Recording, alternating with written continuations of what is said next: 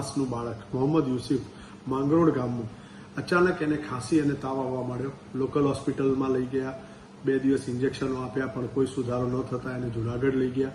ત્યાં એક્સરે પાડ્યો તો એવું લાગ્યું કે એના ફેફસામાં કંઈક ફસાયું છે.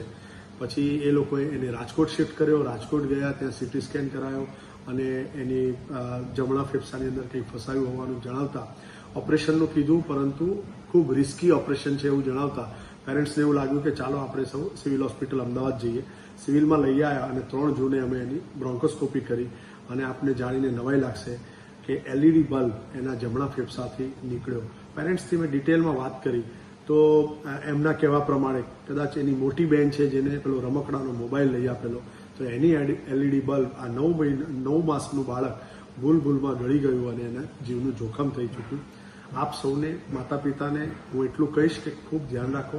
જ્યાં સુધી બાળકો 5-6 વર્ષના ન થાય ત્યાં સુધી આવી બધી વસ્તુઓ એનાથી દૂર રાખો.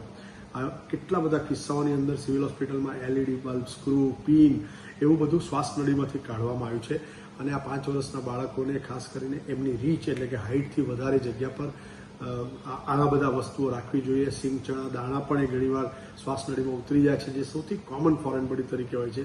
એ જ રીતે કોઈ થમ્સઅપની બોટલમાં ભરેલો એસિડ, આવી બધી વસ્તુઓના હિસાબે બાળકો ખૂબ જીવના જોખમમાં મુકાઈ જાય છે.